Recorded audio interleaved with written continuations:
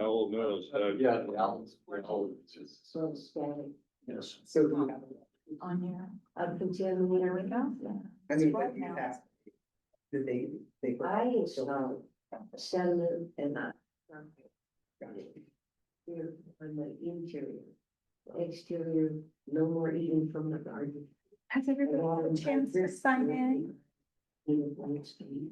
That's so sad. Where's Linda? Hi, Linda. What's your name? Mr. Howard. Julia. Julia, next week. Sorry, is that very close? Is there? One right reason. There's something true. Yes. well, we got It's spiritual. all the commissioner stuff. I know. And this is my first one for here. I can't say that people. But it'll be Seven. a busy week, getting ready for the PC. Yeah. Condensing all of this. Not much. Yeah, it's a lot to get done in just a few days. Turn the PC meeting into That would use. the board in a few days. Closure. Really 2 days. Work a lot for you.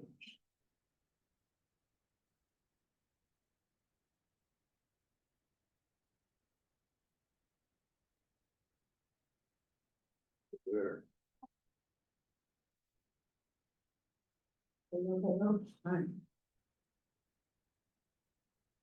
What about me, Howard, who's a neighbor of ours too. Well, good evening, everyone. It's game time on the clock. So we don't want to keep you waiting. Thanks for coming out again. It's been a while since we've seen you. There's been a lot going on in the process. We're going to share with you some of the progress in our environmental issues, our critical areas, and then we're going to talk about the EIS growth alternatives that we call bookends right now. And generally speaking, what they're doing is one set of infill, one set that talks about growth.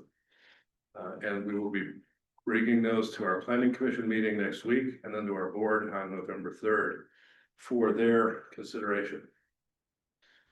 As before, this version of our world is talking about the urban growth areas, and so it's about urban development, not rural. We're doing that on a parallel track.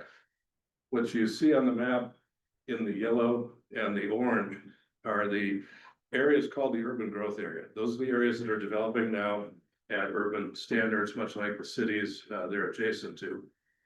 Next to that are the green lands, and those are urban reserve. That is where our predecessors anticipated growth coming in this period. So those were set up to be the next round of lands for growth, which means they're in our study pattern for future development. The EIS works with 3 alternatives. One is essentially no growth. And what that means is if we make no changes to our development regulations, no changes to the land available for growth, how do we accommodate 100,000 new people in 20 years? Or can we accommodate them? The alternate one is an infill. And the simplest way of looking at that is, what would it take to change the development regulations to essentially increase density in all zones that would accommodate that 100,000 population growth, again, without changing any of the borders or the UGA boundaries themselves? And then alternative 2 considers the idea that if we grow at historic densities, not compressed densities, and we would be considering changing those borders to add lands at what we call the path of development, places that are growing quickly and have the ability to serve that development through infrastructure and environmental considerations. This is the kind of the scorecard, if you will, of what we have to accommodate. The numbers on those 2 charts represent housing units, and you can see in the county's unincorporated urban growth area, we're looking to accommodate 17,000 new households and 66,000 new households in the rural. Excuse me. Yes, Julian. Mr. Chesney, thank you for being here. This is my 7th presentation of yours that I have attended. Each and every one of your presentations has started out with housing. Not a one of them has really seriously mentioned existing conditions, existing environmental conditions, and projected impacts to those environmental conditions. Now, here I am, on a 7th gathering, you're doing the same thing. You've got the cart in front of the horse. We have a whole series on our. Would you critical start areas. with this? Because we're on the West Plains, this is meant to zero in on the West Plains. And your infill areas are primarily there on the West Plains. So We're going to get to that quickly, quickly. like right now, Quick. tonight. 2 minutes, in the next 2 minutes. This is there to illustrate that we, by the new GMA laws, we're required to accommodate housing growth in these income bands, which is different from the way planning has been done in the past. That means, 3,385 units have to be available to be built in an area where someone making 30 to 50% of the area median income could afford that rent or property.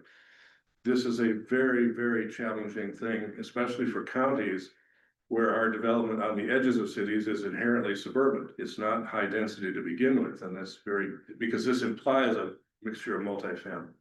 So to get onto Julian issues, we're at the stage now where we're looking at, if you would consider, where do you not want to be growing? Where are the things that need to be protected? Where are the things that prevent and could not be in dealing with growth?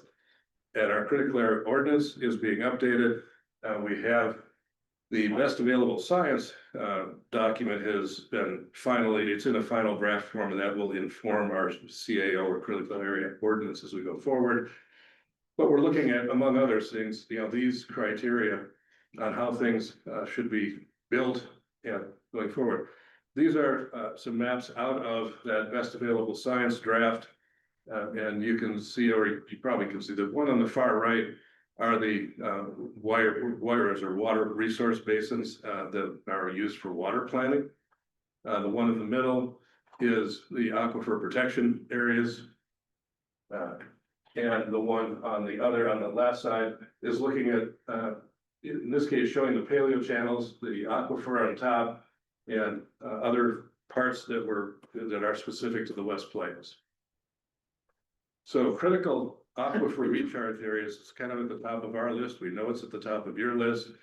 This is the Spokane Valley Rathdrum Prairie aquifer. Many of you know this as well as any of our planners. You can see it essentially stops going west at the Spokane River. And then this becomes the system for the West Plains. We pulled out that inset again to show the kind of a focus on the central part of that with, again, the paleo channels in play. Yes, Julia. I'd just like to point out that you have a tile of the West Plains showing the five paleo channels that exist. But the West Plains is 130 square mile area. Yes. You are showing a very small segment that includes the very vulnerable paleo channels, but you cannot call that the West Plains. That is not the West Plains. I agree with you, but for our purposes of urban style development and urban growth areas, that's all going to be concentrated around Airway Heights, Medical Lake, Cheney, and the city and the county's core area. It is. Those decisions have been made. As we get to, as we talk about protecting and preserving the rural areas, yes, we'll certainly expand the scope of our study. But for right now, we're looking at those areas that are in and adjacent to the cities.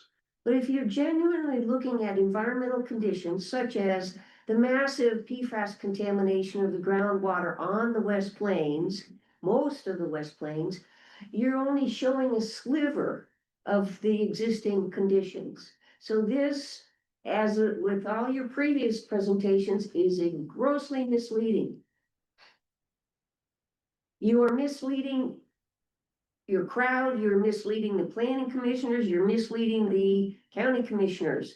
You are not looking at the entire system. You are looking at a very, very finite slice of it. And this is omission, and you know how you can fit through omission. Well, we don't. Can I say something? Cause we're here to hear this whole thing too, so. Yeah, I care about what you're saying too, but if, I really don't want you to take the whole meeting. I won't, but I want you to know you're being lied to, okay? Go, Julia, proceed. that's not true. It certainly is. It is not true.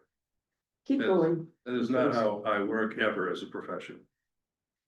Is it a slice of the West Plains? Of course it is, because that's what we have to do to study certain things.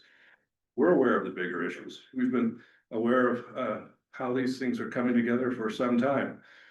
We had a meeting today in our planning studio with the chief planning folks from Cheney, Medical Lake, Airway Heights, the city, and ourselves to talk about how we're gonna do a wider sub-area plan for the entire West Plains as we finish up our comp plan work. So we are all talking together about broadening the scope of understanding what's going on out here. But you're doing a comp plan before you're doing the planning, and that is the cart before the horse. You've said that frequently, and we're here today to try to put the cart behind the horse again by enforcing the Okay. critical areas and getting those up front so we can use those to help decide where we should be talking about growth going. In other words, that same exclusionary idea, if this is in a critical aquifer recharge area just near the surface, or the basalt is near the surface, we shouldn't be putting a housing plan there. Now we're getting to that level. So this represents the two-layer aquifer on the West Plains. And a lot of these maps are coming from Chad Pritchard, who's doing a study of PFAS and the contamination out there, but also as a geologist is helping share us what these are. So it's a very different aquifer than the Spokane Valley Raspberry aquifer. This is the it's the basalt map of the West Plains study area that Pritchard is working on. And what's striking about that to us is the red. Those are the newer basalts, which means they're generally closer to the surface. And while some of the what's called the basement rock on the aquifers can be 1,000 feet or more deep, in other places it pushes up to the surface. And so some of the problems we've seen in planning, and yeah, no, these don't work on the screen. This is I-90 coming through. Spokane International is here. This is an area in the West Plains that is generally in the urban growth area now. And a lot of these folks have come to us over the years with complaints about stormwater management, that it wasn't sufficiently planned from the beginning. Well, this is why that basalt is at the surface. It's why there were no basements, but it's also why it doesn't percolate. And so it's something that would, you know, if we're looking at updating this plan, it's going to be, well, let's not be looking at growth in these areas because it's badly suited for it. Here's kind of the ground zero chart. And you see a draft on it. Again, it's from Dr. Pritchard, and he's looked at that draft. But if you look at the scale on the bottom of it, and it actually drops off the slide, unfortunately, the red color is 200 to 20,000 units of PFAS, and the blue is the 1 to 4. So you can see the enormous amount of contamination in the central parts of this. And yes, it doesn't go all the way out as far as we like, but it's based on the study that's being done now. This is the scale of what all of you are dealing with, and we're making sure we get this information into our work for planning. And then these are the 24 and 25 sample sites where water samples were drawn for the analysis. And the 25s are the darker dots, sometimes within the red dots from 24.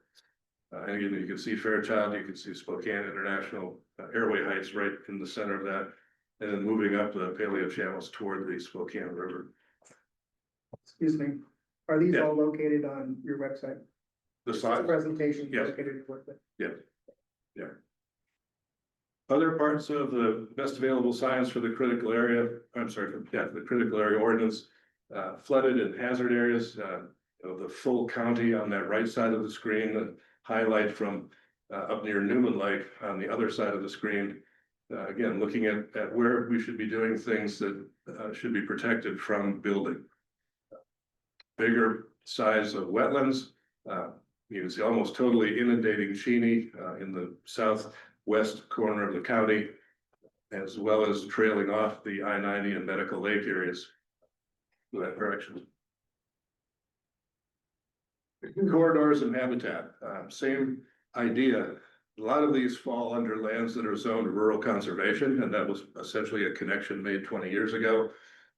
But we look back on these and look at them as those corridors should be maintained as contiguous if possible, which means you don't plop a housing project or a building project in the middle of one to try to break that up in some way. You try to keep those open, particularly in our rural areas. So we've got that part of the CAO in what we call the best available science review working on. There's also a second element mandated by the legislature in the last session on climate and resiliency. Focuses on really kind of these four key issues, wildfire smoke, which most of us certainly remember and have probably have friends in the Gray Fire, the Elk Fire, 2023. What this resiliency planning does is it doesn't prevent that from happening, but it puts a set of guidelines, policies, and in some cases regulations in place to try to minimize the damage by anticipating, I hate to say anticipating disaster, but anticipating bad things in some of these areas.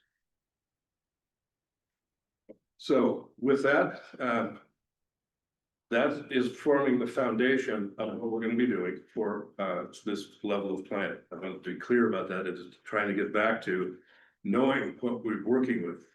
Go ahead. Would you mind rolling back to the previous slide, please? Sure. Precipitation, snowpack, and drought. I don't see acknowledgement that we're in something in the order of a 10 to 14 year drought. It's saying that precip's going to increase by nearly 12%. We just there's a key Scott, I'm trying to information. help with that a Yeah. little bit. Sorry, I'm Tammy. Sorry, I was late. There's a couple traffic accidents.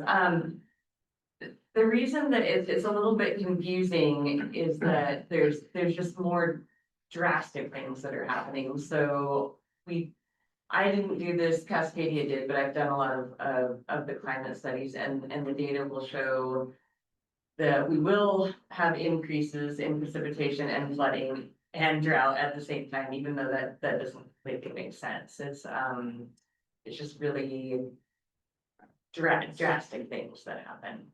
Yeah, so and it depends on the area as well that you're in. So it comes from USGS data and NOAA, and yeah, those look a little bit confusing, I can see. Graham, jump in. I also have Graham Zick, who's some of the planner who's doing some of the climate work with Cascadia County. The only thing I would add to what Tammy said is that some of those different climate hazards are also have a seasonal aspect to them. Yeah, exactly. So you're gonna have more precipitation. There's gonna be a wild swing between extremes. Yeah. So you, in some parts of the year, probably summer, the hot months, you're gonna be more susceptible to drought. But during the, winter, spring, fall seasons, it's gonna be maybe more susceptible to higher levels of precipitation. Yeah, he articulated it better than I did, but that's what the data shows. You are aware that the Spokane River dried up this summer at Barker Road. You're also aware that there's more than 4,000 wells around the West Plains that are susceptible to drought and precipitation fluctuations, and primarily the water is getting younger. If you talk to Chad Pritchard, Right. meaning that there's less of it and it's moving through faster. So person should be skeptical about this resiliency slide you're showing and the information that you're displaying. We'll go into more detail and have more data to share with you as this moves along. Sorry, just real quick. Yes, Can you raise your hand if you're just a citizen here, As opposed to. as opposed to working for the county or a construction, or a developer, or that, just a plain Citizens. citizen? Taxpayers, I mean, but I mean, okay. less pleased. If you're, You if can you're have a any citizen, clothes. not a developer, not somebody doing work for the county, any of that stuff, okay? You know where I'm getting at. We're consultants. Yeah, Our, we're- our planning, I'm Our planning I staff- live here and I've been here since 1977, so I'm still a citizen. I'm just curious, so there looked like there was about 5, 6 people, thank you. so going on, we want to talk now about the alternatives and what those look like. Because this discussion will also be shaped by the planning commission, considering the best available size and other things as they start to narrow what that role of development looks like. In alternative one, as we hinted before, we're looking at accommodating 25,000 housing units without changing the area in which they're being built. In other words, not changing any of the municipal boundaries or urban growth areas, just using development regulations to do that. To make that happen, we need to look at densities that average 6 units an acre in low density and get progressively more dense as you move up, as well as consider residential in currently commercial areas. And one of the things that this looks at is adding a higher level of residential use in formerly commercial areas. And what does that look like? It's when we talk about densities and units per acre, it's sort of abstract, but here's some images of what that looks like on the ground. The 6 units an acre on the left side has a pretty traditional streetscape. Excuse me. Well, what you see is homes that are on fairly modest lots, and they're also stacked off of, in this case, stacked off of a single street. So you've got a home behind a home on what might have been a typical lot somewhere else. You need to have some concept like that to reach an average of 6 units an acre. At 9 units an acre, the single family homes are still available, but they're really tight together. And the rest go into duplexes, triplexes, and attached housing of some kind. If you go to 15, again, you can make it all work. Single family homes can be along part of it. Duplexes along part of it, and then attached housing, whether it's carriage houses, townhouses, flats. You can manage that here by doing that. You get some internal trail circulation, some green space. But when you get to 18 an acre, you're pretty much now at what you would call a 3-story walk-up apartment. You're going to need multifamily densities to make that work in going forward. And so those are choices that our plan commission, you guiding us, the planning commission and the board will ultimately look and say, this is where we find the comfort level for growth in the county. So in the area, we've looked at 3 areas that are within the current UGA, and this is generally all in the UGA, just to be clear again. 3 areas that are partially developed in the UGA now. One on the south side, the former golf course, which has started to redevelop over the last few years and is in one of those areas very close to the basalt rock. But here it could be a little more dense in a the mixed use version as opposed to just single family throughout the whole piece. Yes, Julia. You're referring to the many subdivisions in the West Terrace, generally called the West Terrace area. You are aware that those people have sump pumps running year round. Yes. They can kayak in the streets in the spring melt. And you're again saying this is appropriate for housing. That's one thing. The other is that on the west side, well, really all the way around Airway Heights, there's nothing but 3-story walk-ups all over the place. So have you identified those neighborhoods that have this existing impact? The 18 dwelling units per acre, the sandwich, okay, so why aren't these houses, why aren't you putting them up on the South Hill, 5 Mile, Liberty Lake? Why do you want to take a rural traditional zone and turn it into this arrangement that you are absolutely smitten with, which is jamming as many units as you can to make the developers happy and meet this housing need, which you have claimed exists? For one thing, the South Hill is full of multifamily projects. It's a huge problem because it wasn't planned very well 20 years ago when some of that started. Like a lot of these things, we're trying to fix some mistakes that happened in the past. Specifically to the cities though, in a way, and I don't want to, just dodge the bullet, but that's their responsibility. We don't analyze what's going on inside the city limits. Our responsibility is the urban growth area outside of the city. And the challenge there is, like you pointed out, putting multifamily housing in an urban growth area on the outskirts of cities that doesn't have much of a connection to transit, doesn't have access to services, makes people still have to buy cars to get to work, is a very challenging thing. It's why we should have that early slide going, this is not an easy thing to even think about planning for. But, could you go back a couple of slides when you did utter the words about reuse of commercial space? Maybe just prior to this one possibly. I think that's where you made the statement, somewhere just. Yeah. You've made that statement twice now. It's been suggested many, many times. You know that the Spokane Valley Mall is a ghost town. Northtown is a ghost town. Is the county averse to considering reusing commercial space where there are utilities, access to transportation, medical services, on and jobs, you name it? We are not. Steering housing towards ghost commercial properties, of which there are hundreds of thousands of square feet. Instead, you continue to showcase sprawl. Well, again, remember, our responsibility is the unincorporated county on the edges of the cities. Your responsibility is not to trash what we still have left, the remnants of rural traditional life. These are already the urban areas, Julia. We're not talking about, there's no place in this plan that will talk about converting rural traditional to this development. Nowhere. It's been done. The last 20-year comp plan has It's not gonna be done in this done a one. good job of that.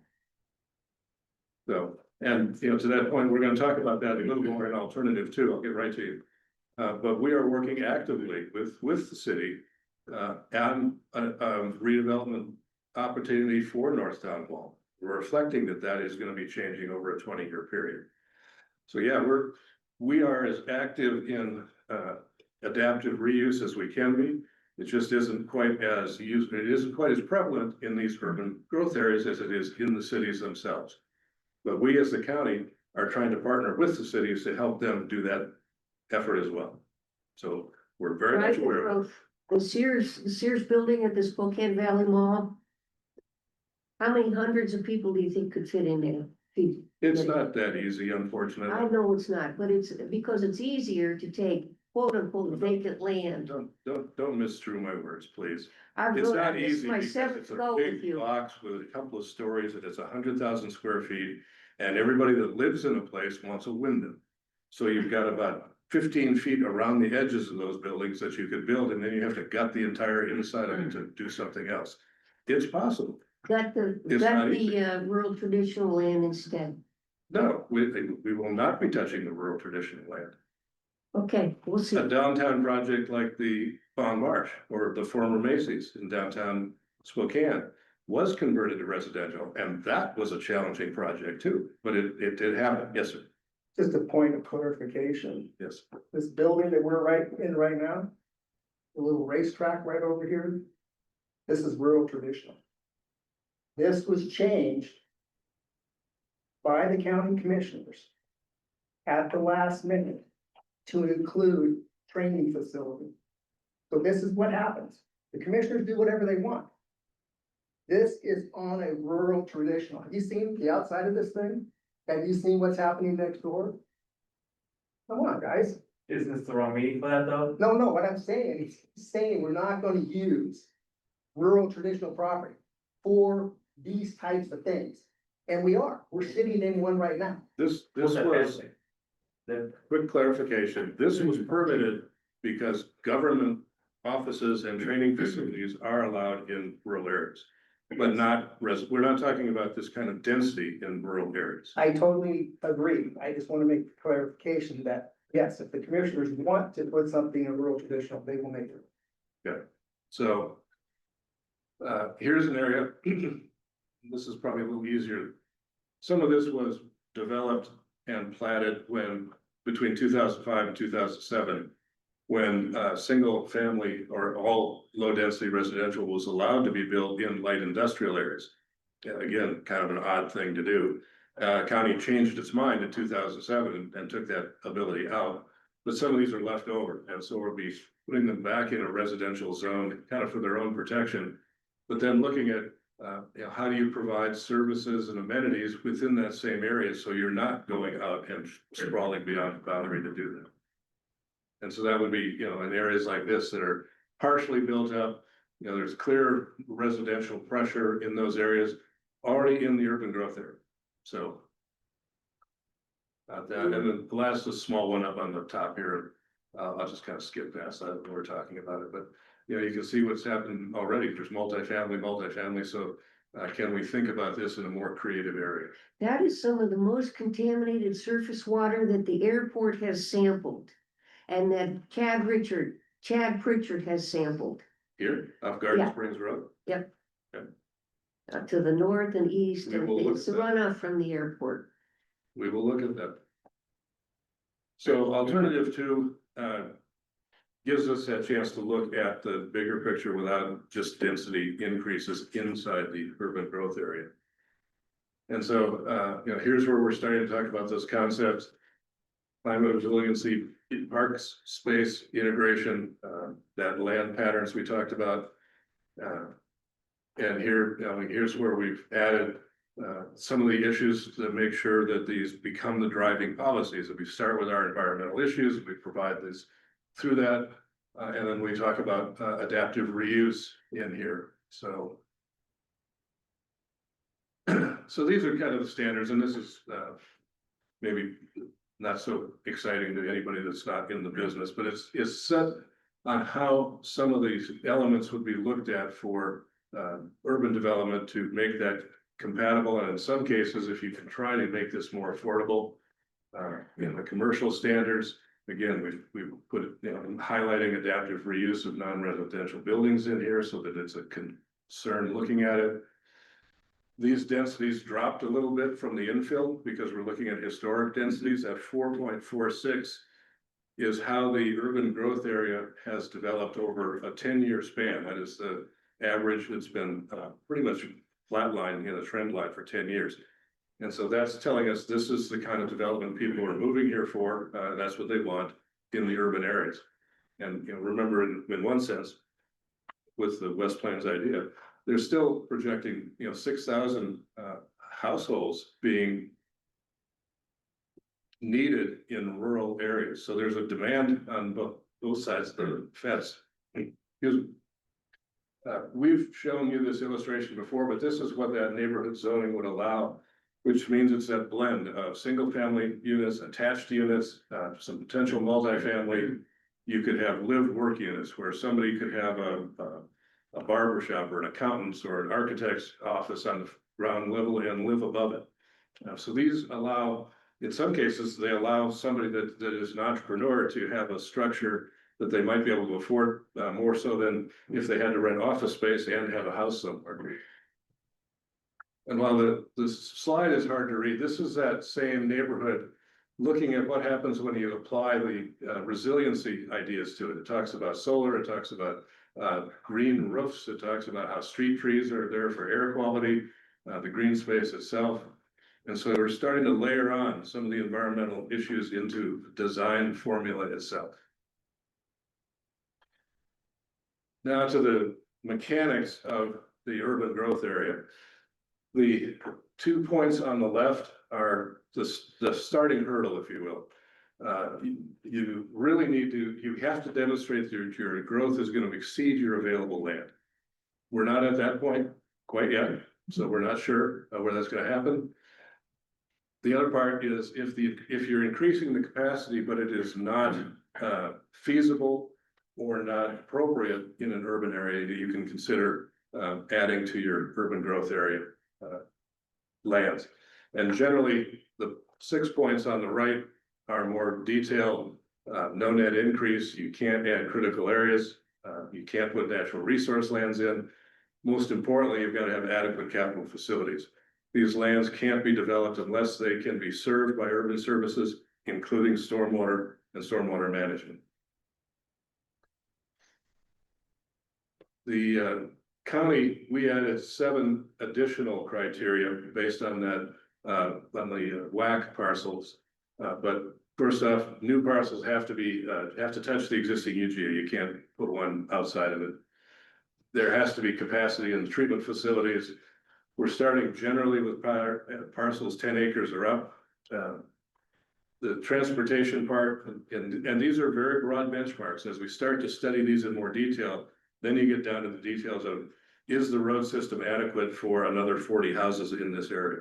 Excuse me, Yes, so you just hit on something dear to my heart. So, Spokane County can't take care of the road system they have.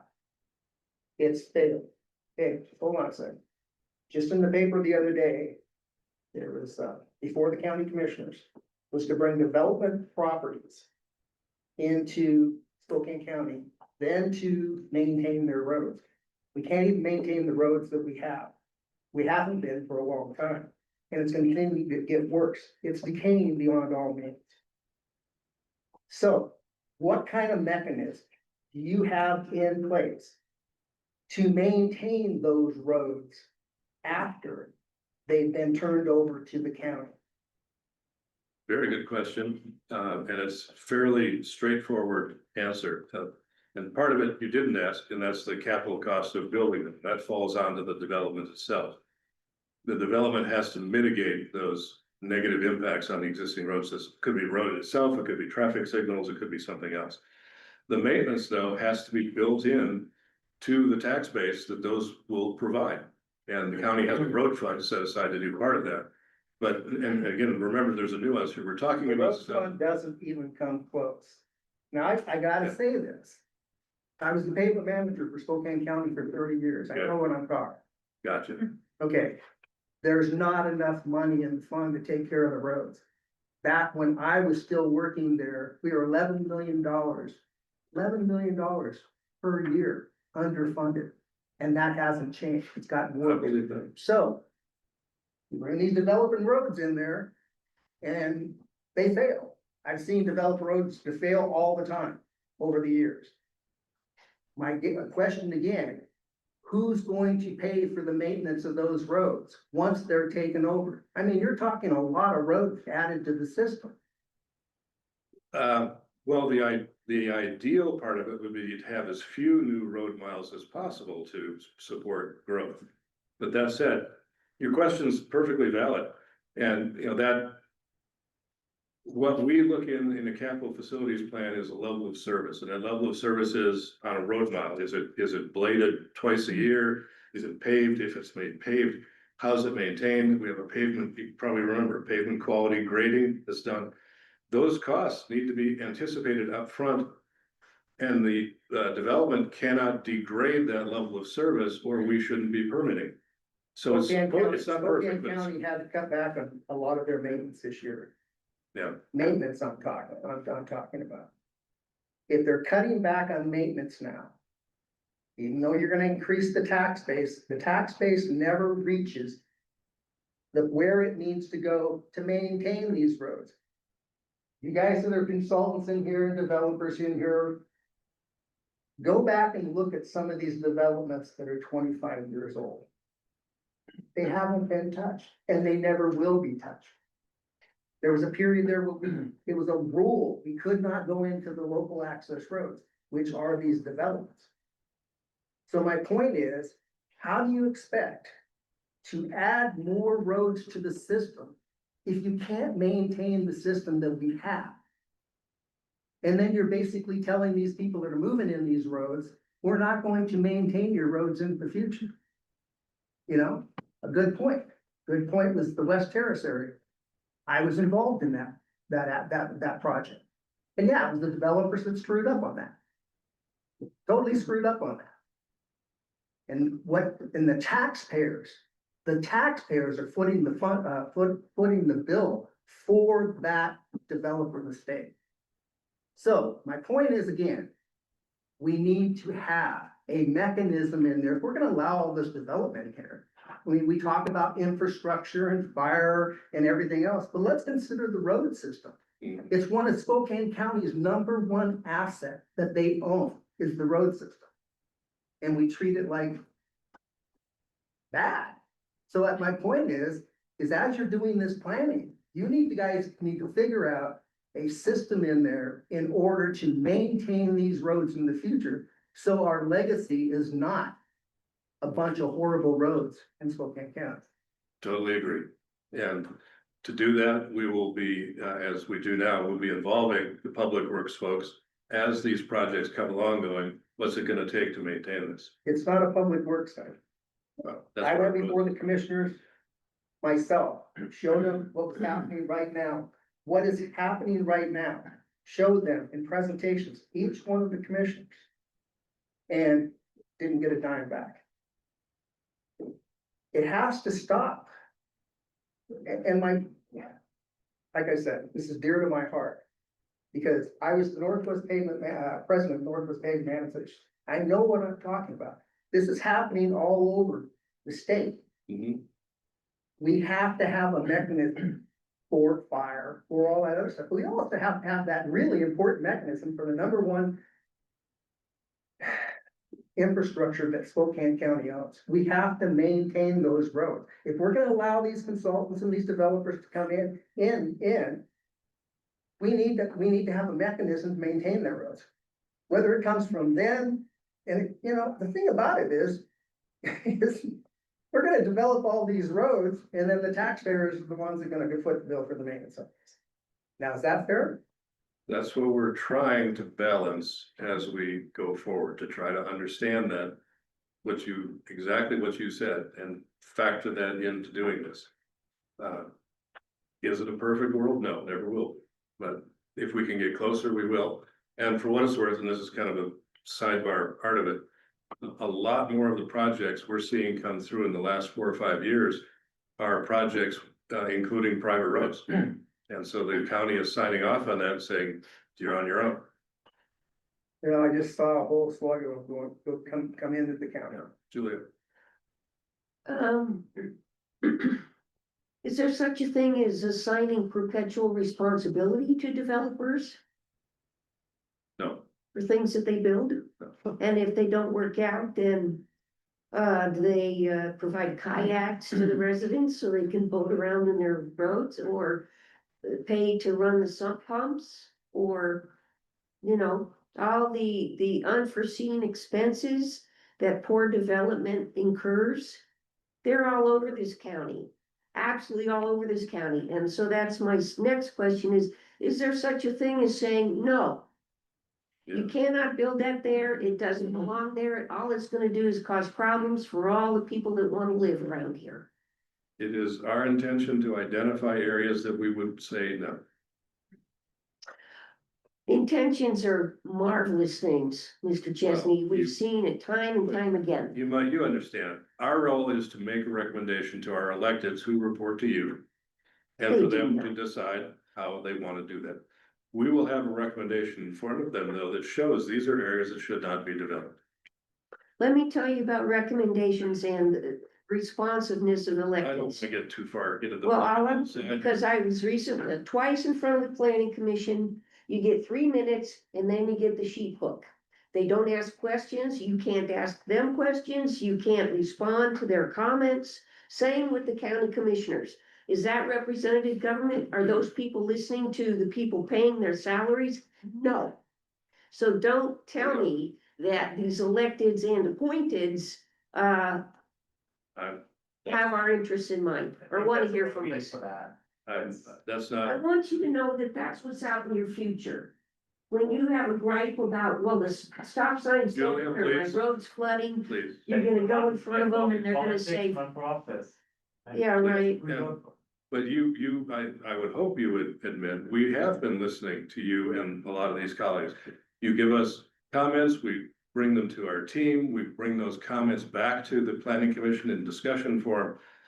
We are listening.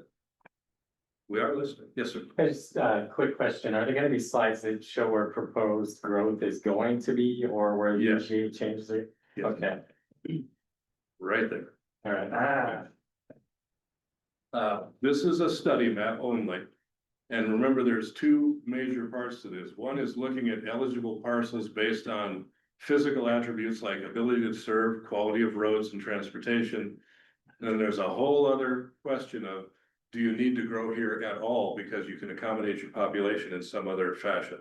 Those have not been merged yet. This is simply the land analysis of what we're talking about.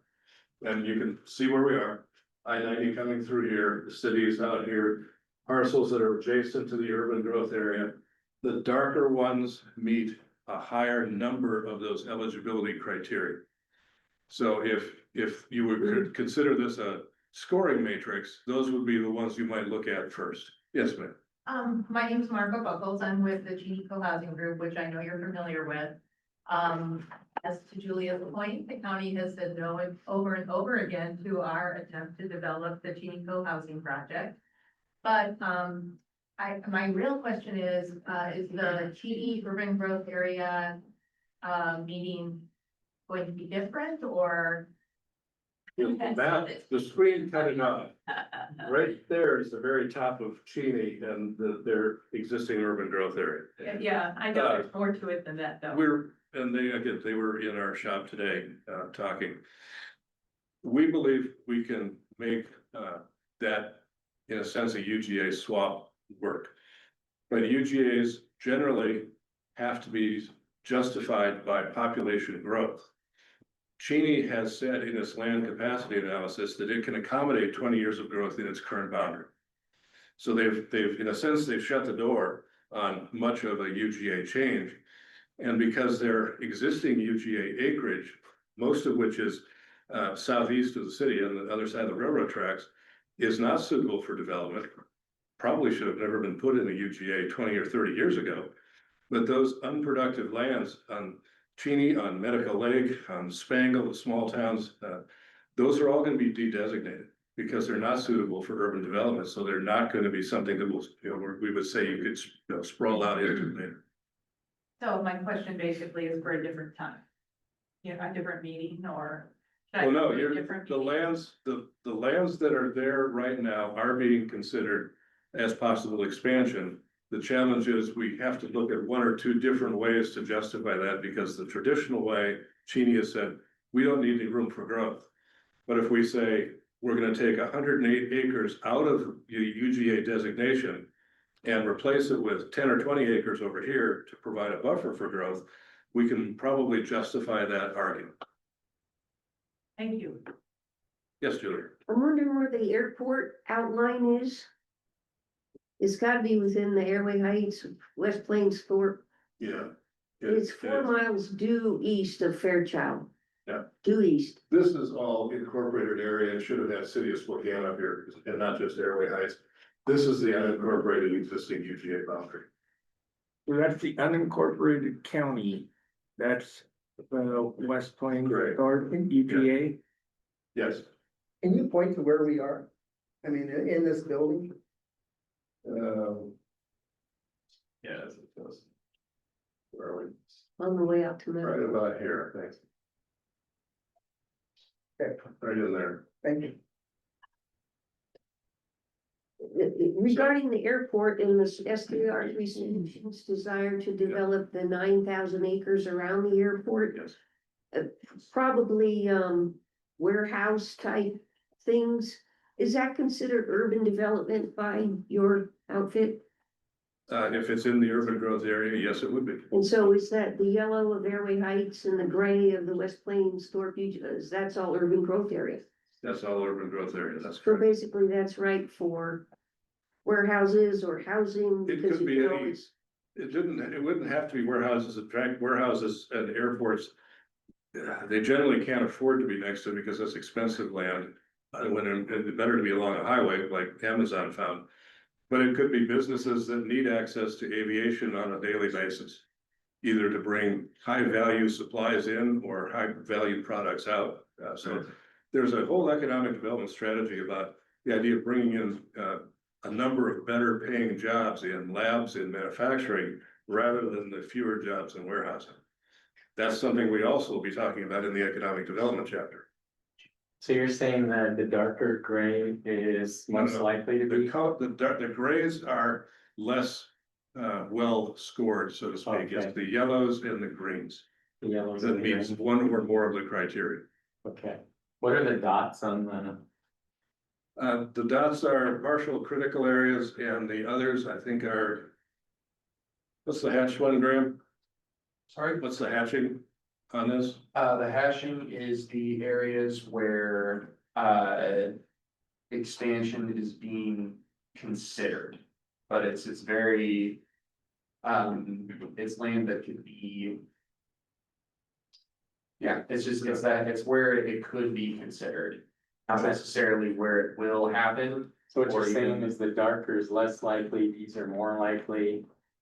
Yes, They don't have to be kind of all together in one? well, that's just it. That's why this is a study map of geography only. We're looking at individual parcels. If we reach an analysis that says we don't have enough land to grow, we need enough room for, 2,000 new homes, where's it gonna go? That will be looked at in the entire UGA system, not just the West Plains. There's available lands like this in the North Metro area, on the East Valley as well. I can add to that really quick. I can answer any questions that anybody has about how this map was made and sort of the legend and things like that afterward. Okay. I'm the one that made it and. Oh, yeah, I was just wondering if there was an actual person that was looking at each parcel and doing something. You know, That's him at the moment. And then what we'll be doing with this is discussing this in merging those two analyses to try to look at where is the most likely path of development that can be afforded, can be maintained, and is a good long-term solution. That will come as we narrow these EIS bookends, so to speak, into a preferred alternative, which we're looking, just kind of give you the quick hit, the timelines here.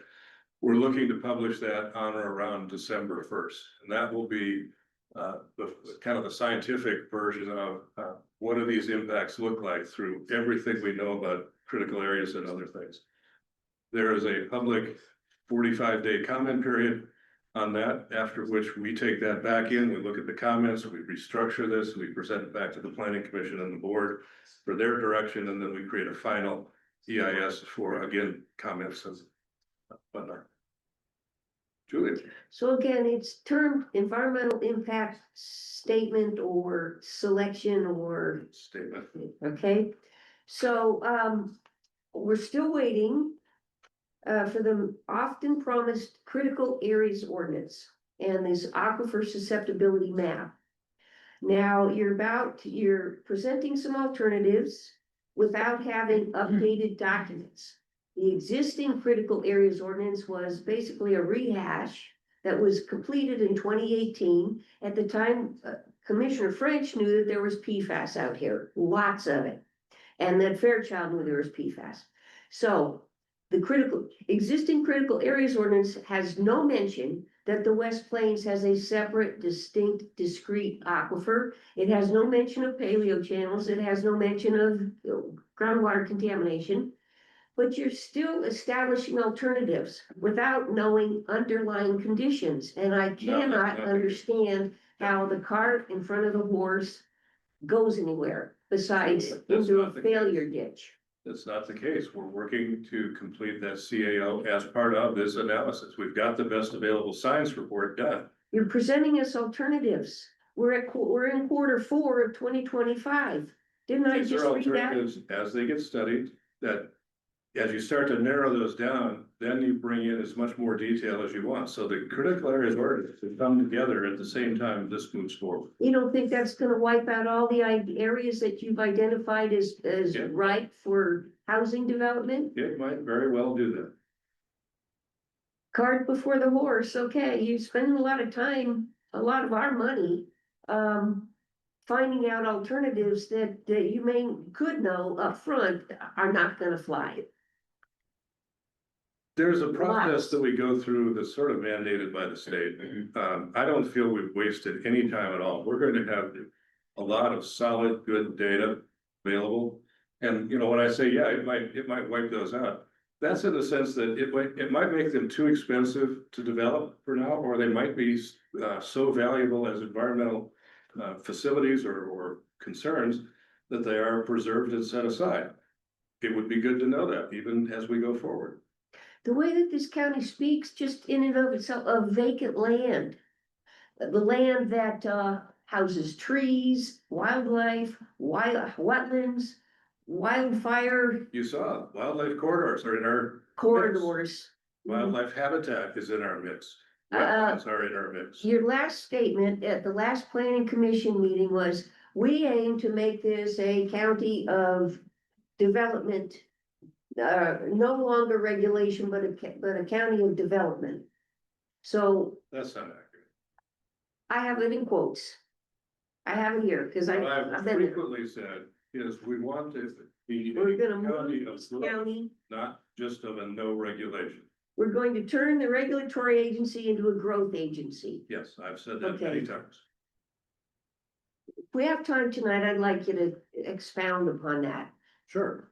Not now, though. No, it's actually very simple, and that's what this is all about. Every place, municipalities and counties need to grow or they die. They need to grow economically, they need to refresh their populations as we age and bring new people in. And to do that, you have to have a system that has available land at a fair price, and you have to have a regulatory system that says, this is what the public policy wants you to build, this is the quality of life we're looking for. Could be street trees, could be trails. If we give that set of rules to the world of investors, and you know, developers can be good and bad, for sure. But if you give them a clear set of rules and say, these are the expectations we have, and the easiest way to get a permit is to build what we're asking you to do, then you've created a system that they can understand. They can get through, they can build what we want them to build, and they can start selling it and getting revenue to cover their costs. If you're a purely regulatory system, you're asking it for investors to do things that either aren't feasible, don't make a lot of sense, or take a lot of time. That slows down growth in an area. Doesn't talk at all. We're all about the quality of growth, but we're also about making sure we attract growth and not chase it away. Do you think that people are not just dying to come here no matter what you present? Our growth, well, I They're can tell you coming. that number, our growth is expected to be about 1 to 1.5% a year. That's a pretty modest growth. That may get better as times change, but we also have the competition in that market from Kootenai County next door. The average price of a home is about the same, but They the have regulatory system is vastly different. Much fewer regulations, and they have an education system that's at the bottom of the barrel. Absolutely. So great. So if that's our competition, let them have them. And this big bandy about this fair price thing that you keep mentioning, that doesn't exist. A fair price, I don't even know what that means. And I'm not sure you do either. Well, thank you for your comments. You're welcome. Yes, sir. I got one last question, observation. So wherever I go in Spokane County, there's apartment complexes. I live up north. And everywhere you go up north, there's these huge apartment complexes. There's huge developments going in everywhere. So you got all of this housing out there that people can't afford the rent or the payment on it. So I don't understand the concept. We're not creating jobs, we're creating housing that nobody can afford. You have an answer for that? We know that that condition generally exists, and one of the challenges in the Growth Management Act is when you put these limits, boundaries around land and restrict that land, you make it more valuable, which means it's more expensive. If we have a chance to add variety to that land, then there's some competition that will drive prices and do that. It's a very challenging time. The price increases that happened, you know, kind of in and around the COVID time when the median values here shot up by 40 or 50%. They haven't come back down. They haven't regulated. It's making it an unaffordable market, even in the rental side, as you know. That's not something that we can change as planners. That's a bigger fish to fry. But the idea of But my point is, why do we keep building all these places if nobody is going to move into these places? can't answer that. I wish I could. That would help us a lot if we knew more of that pattern. Emily, I don't wanna bother you if you wanna move on to the next thing, but I do have a. this is the end. Oh, it is, okay. So as far as the critical, aquifer or the critical areas ordinance, who's deciding like where the aquifer boundaries are? Cause it looks like it was changing. Or it was like one of the earlier Oh, slides. yeah. Is that changing? It looked like something was changing with that. Our early work with Dr. Pritchard is sort of, he admits it's sort of inconclusive. The boundary itself is hard to discern because it's several thousand feet underground. Okay. So there's kind of a general, where's the water basin that they're trying to get to it by, I believe they're using exploratory drilling to do that, but I don't know for sure. Can I just add to that, the first, one of the other illustrations was this long skinny thing that started in Idaho and comes over to the Spokane River. That's the Spokane Valley Raft and Prairie Aquifer. Up here on the West Plains, and it came through Ice Age floods. It comes from Montana, it comes through Lake Pend Oreille, Liberty Lake. All the lakes contribute to the aquifer, Lake Coeur d'Alene. The West Plains has a separate and different aquifer. It's basalt, fractured basalt aquifer. So it's entirely different water, different behaviors, different quantities, different impacts, all kinds of things. But so there's two different aquifers here, and it has not been made very clear by This is what that structure looks like. And it's these two different aquifers. The Wanapum and the Grand Ronde, and these are actually quite large. They go from Canada all the way down. And they're separated in between. And so there's, back to the Paleo Channel argument and others, is when you get contamination in one of them, and if you're drilling a well and you go through these two, you can end up contaminating the other aquifer as well.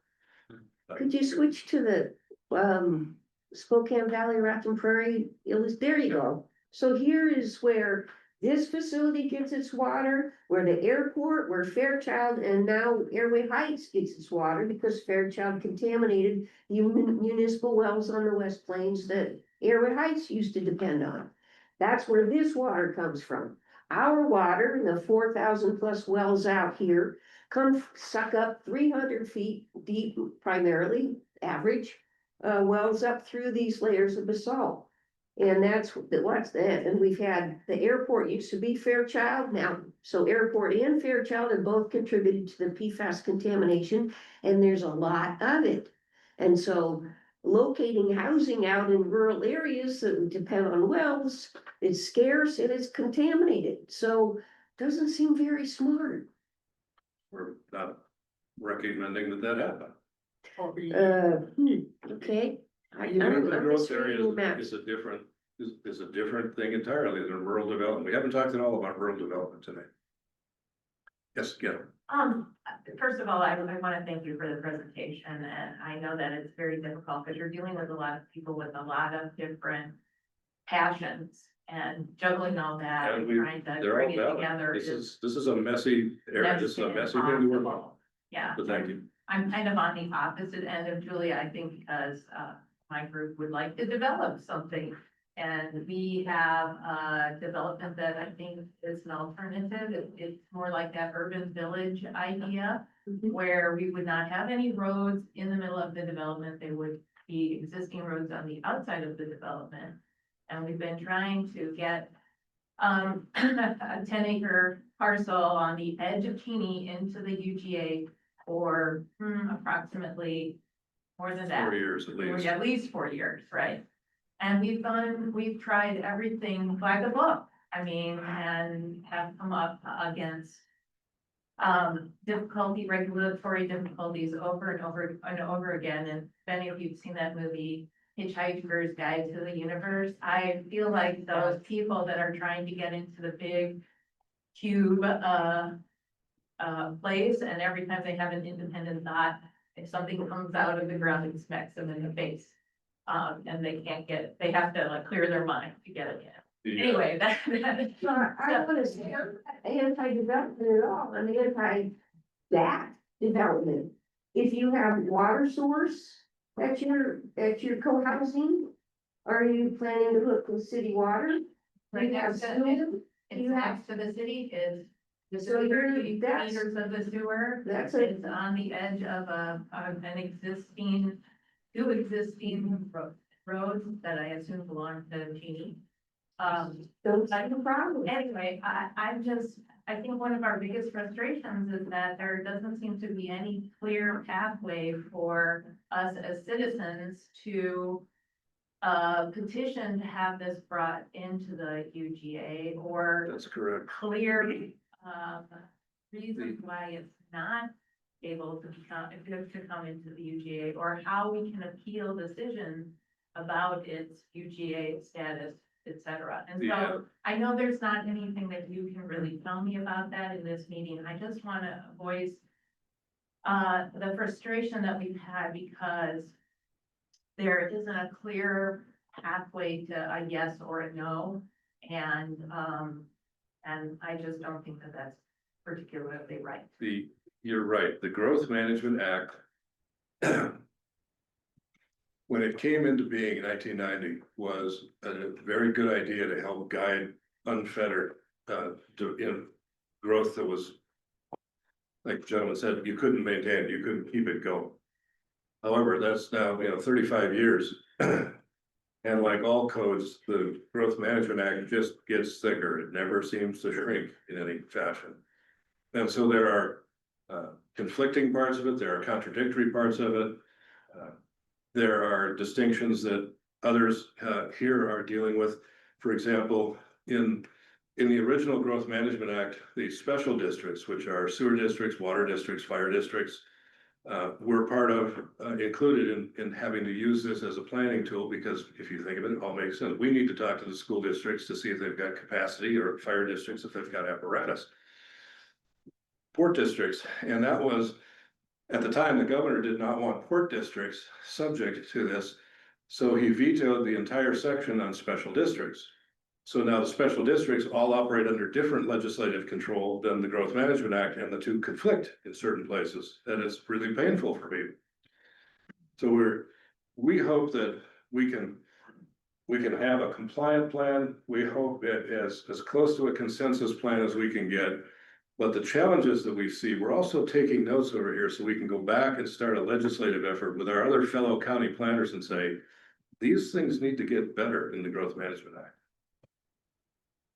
So just as a final thing, again, I looked on the interactive map today, and the pieces of property that we would like to bring into the UGA so we can develop them have been rejected under the criteria that the county has set. But again, there hasn't been there's no clear reason. It just says doesn't meet the restriction.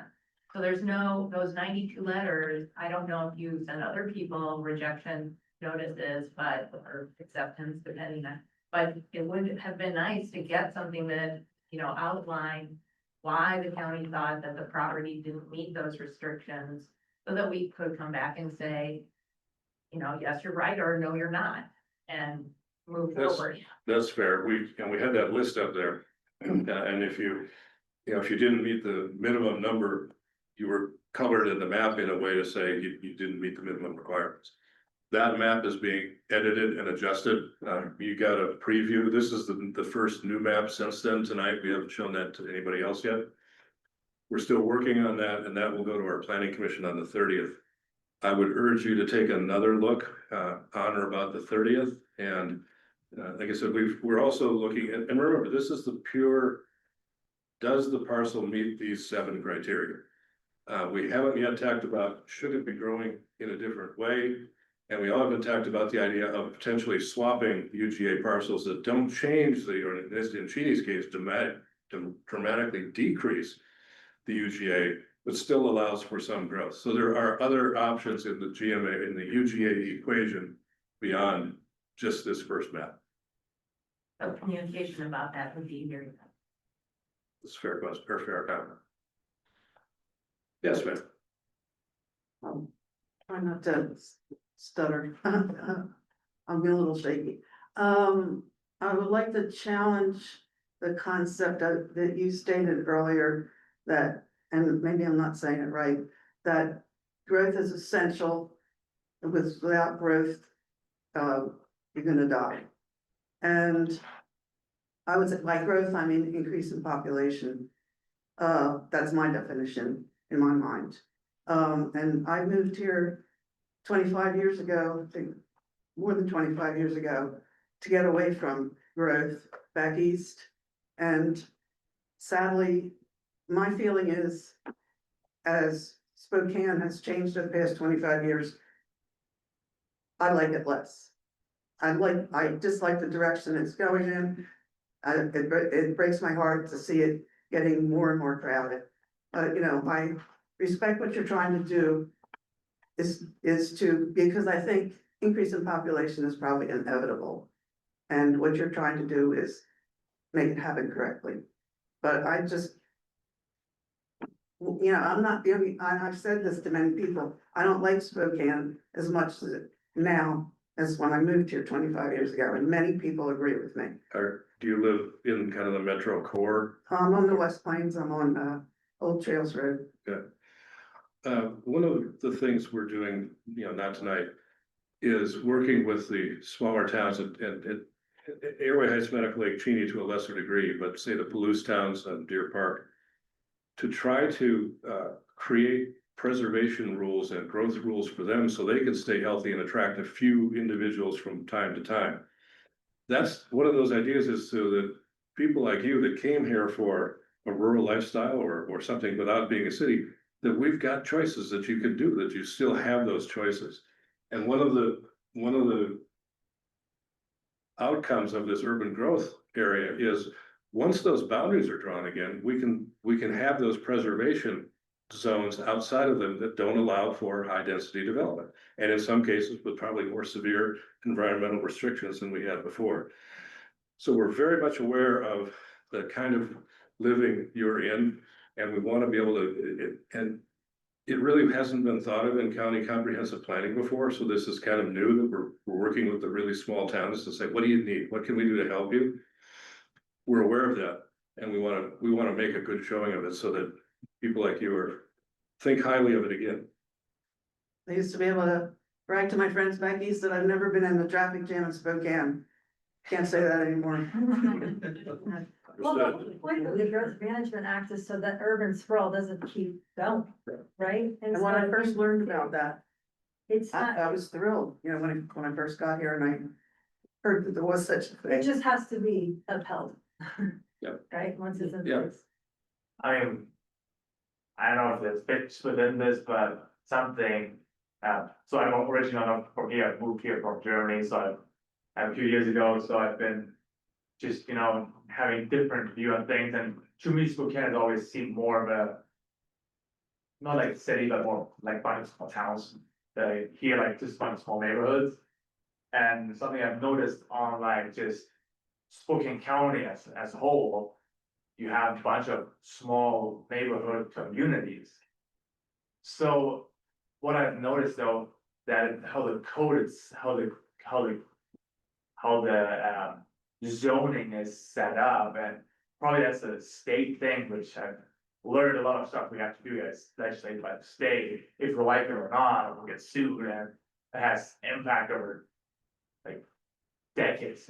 That's what you mentioned at this home builders meeting. I guess one question I have is that something that would fit within the state to basically plan new towns?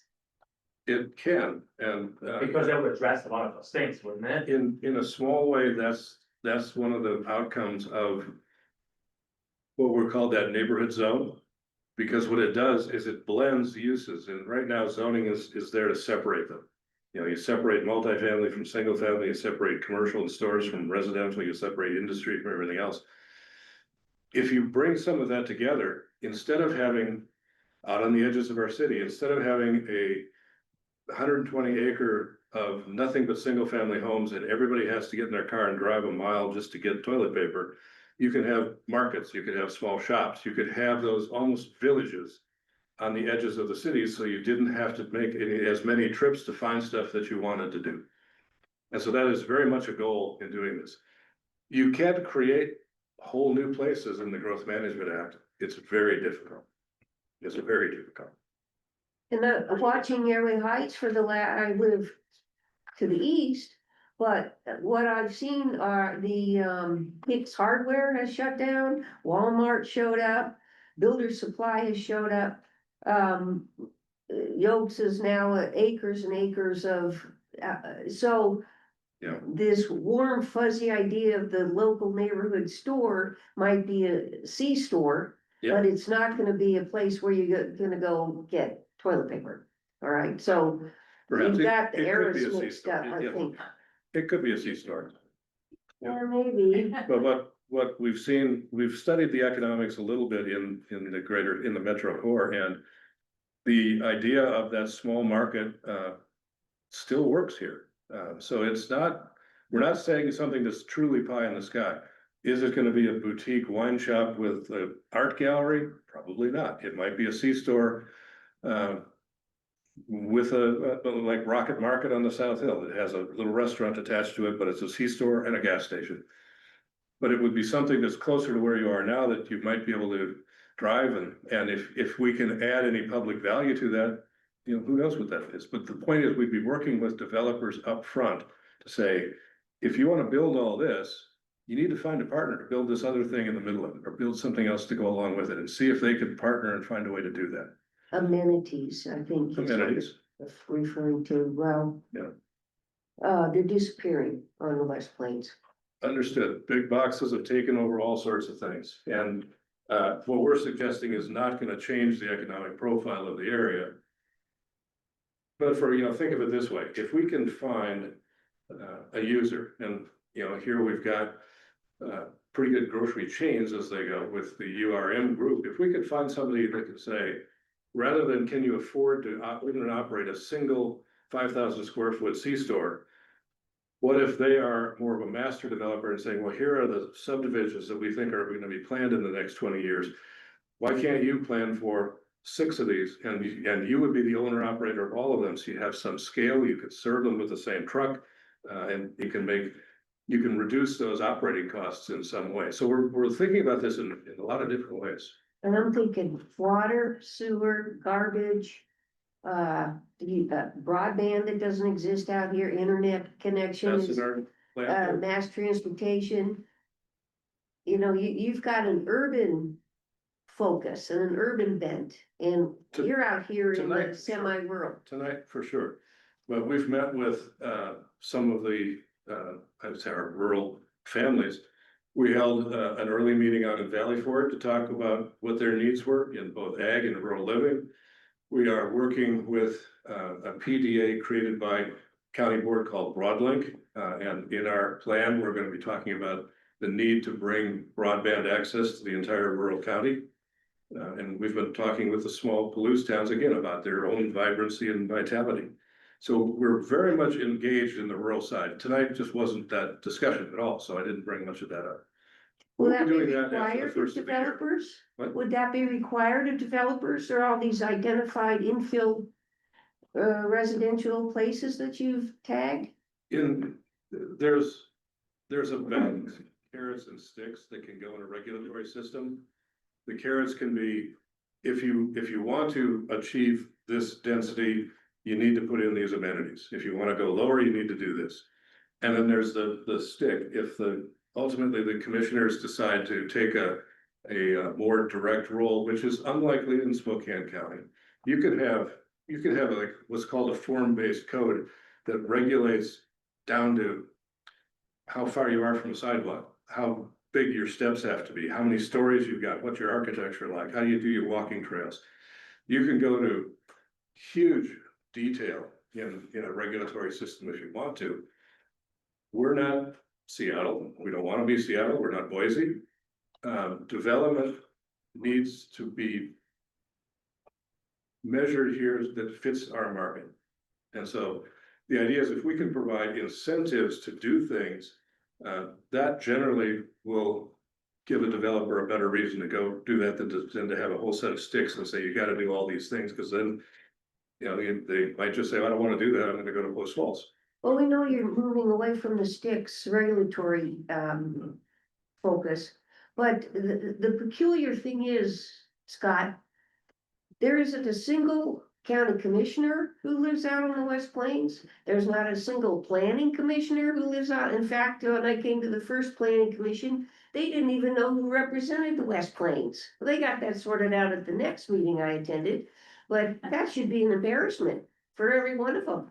But they don't live out here, so they don't know what they're deciding upon. And we get to live with your decisions, and it is gross. It is gross. I We wouldn't get the assume that they garbage, care about where they live. we So get the just- garbage, we get the prisoners, we get the casinos, we get the military preparedness and the millions of travelers. We get all kinds of goodies here. We get the landfills, we get the gravel mines that dig into the aquifer. We've got all kinds of goodies out here, but we don't have the electeds out here. They don't live here. You What's know, your plan? We're trying. would you like, to put together. what to buy one of our houses that are not selling out here, Scott? You wanna move out here? I wouldn't mind at all. Get yourself a filter system. We recognize that every place has challenges, and West Plains has more than most, to be sure. But that's why in this plan process, we're trying to identify them, address them, mitigate them if we can, and draw a better investment future for the forward, as well as a preservation future for the undeveloped West Plains. I think the thing that's not meshing in my mind is I have yet to feel that that is a priority for us out here on the West Plains, for you as the people that are formulating the maps and deciding on the background documents, which you have yet to show your work. And somehow coming up with these magical alternatives that we've had no say in, excuse me. So I don't see it as West Plains as a priority, rather more, oh yeah, we can dump that there. In fact, Julia, that's not the case. yeah, well, I've listened, this is my 7th presentation of yours and I'm not hearing it. Okay, then, right there. This isn't a priority for us? Yeah, we've talked to you 7 times. Yeah, Nobody else has had and we're that not kind of presenting it action. as priorities. We've added things that you have asked for months into the analysis. I wanna see how about providing draft documents so that we can see where your Everything we do thinking gets is and where your done. decisions are. Critical areas ordinance, it's a draft that you sent a link, it's not even There's a up there on the technical website. advisory committee that needs to review everything before we release it to the public, Well, so. grant us the courtesy of sharing drafts with us so that we don't get to the point of, well, you like That's this, you don't like that. that's not how things go, like they need to go through edits and people need to review it, Fish and Wildlife needs to review it. Citizens who live with it You should should be review reviewing it it. when it gets published, when it's finalized, but there are It's too professionals that are looking at it to make sure that it's accurate. And everything before it's released to the public, so You- probably in another month. You've got retired professionals here. And You are in- not being in consulted. every case, whether it's the CAO, whether it's the environmental impact statement, we put together a document that is as complete as it can be so that everybody can understand it and it's not a bunch of fragmented pieces. Then there's a public comment period. You get to look at it and say, I like this, I don't like this, you forgot this, what about this? You have that chance in every one of these cases. But we're not gonna put out a half-baked version. We're gonna put out something that is of professional quality. But is it accurate? Yes, Is it true or true? that's the point. You don't live out here, you don't know. And you We keep just met with saying, Dr. Pritchard last week. you keep Julia, saying you you've spent a learned a lot of lot time from here. us. You've learned a lot from us, but We have. we wanna see it in print. We're We getting wanna there. see it on your maps. Scott, We're getting there. put it on the other slide, so when we're walking around, we can look at, there was another slide right before or after this one, and I was hoping that, yeah, this one. If you don't mind, I'd like to look at that. Thank you. Thank you. We did, I see you've generally used, if you've got notes and things you want us to know, that you can write it on the pad, leave it there. There's also sticky notes somewhere in the back. If you want to write something on, stick it on one of our maps. We will take those comments and we will use them in our future work. As I said, this is the fourth EIS session we've done. We will be taking comments from you today and the other groups and pulling that together into a report for our planning commission, which we will just bring to them on October 30th. And that will be available by Zoom where you can attend. And then the same with the Board of County Commissioners on the 3rd. They will be briefed as well. Yes. Are these meetings, up on YouTube so we can review them? They're live on Zoom links when we're live, and then generally within about 24 hours, they're up on our YouTube channel. Thank you. One thing I have noticed is that Spokane County in general tends to lean more toward the developer, and I think she's feeling that that is happening here, and I think maybe she's zeroing in on just what's happening here. And I have no idea everything that she's talking about, so I'm not saying that I'm siding with her, I'm just saying in general, you know what we've been going through with our family, and I'm not gonna talk about it here, but a lot of people that I've talked to are saying that Spokane County is known for deferring to developers. So I think if anything, I can be with you, hopefully, is that it would be nice if the planning commissioners and the county commissioners, if it felt a little bit more like they did care about what citizens were going through and their voices were being heard. I think that's a reasonable comment, and I've worked either as a consultant or as a planner for a number of places over the years. Every city gets tagged with that same comment. You're always in the pocket of developers. Yeah. It may feel like that when you're not in that business, because that's what happens. That's how permits are going out the door. It's rarely as bad as it seems. Spokane County in the past had plenty of, well, they were more pro-development and less regulation along the way, and that got us into trouble with the Growth Management Act. So we were out of compliance for a full 20 years. Before over these last 4 years, we worked our way back, we solved all the issues, and in March, we were found to be in compliance again. We want to stay there, and to stay there means you use the GMA rules, you use the building code rules, you use the subdivision rules, and you have a system that is at least, I don't necessarily say fair and equitable, but everyone knows what the rules are to get through and get a permit. And so you don't have the let's make a deal with the building director approach that a lot of places will still fall into. And, you know, it's easy to say that, the demonstration will be as if we demonstrate that we're actually operating like that over the next few years. I do think that your intention is to be in compliance. I just don't think, I know for sure that the county's not in compliance because of how it's handling our situation. But I thought we'd have to get addressed later. Thank you for your time. Thank you, everyone. Well, we took that slide down. Julia, you know how to reach us. Any other comments? And you can always reach us at spokanecounty.gov/BP. It's a place to leave comments there and see all our documents, as well as these meetings. So thanks for your time. And there are maps in the back if you want to look at them in some detail. Thank you, sir. As is Joe. I wish I knew this was going on It's sooner. spot on about the This is gonna be- sure you know. I'm guessing these are. More road signs. We have, county property ordinance. Policy. Yeah. Permit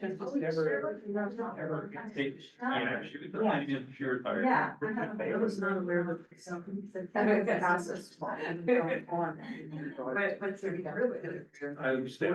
Oh, we're outside of one here. I've always used Excel. And you go to assessments with that. Back in coverage, and when the decision.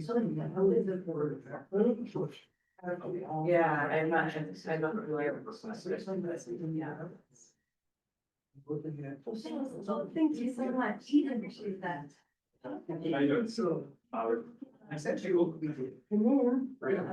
So they should stop, teach them, check. And we guys would go, we would go, they're all. So what do you guys? I work in-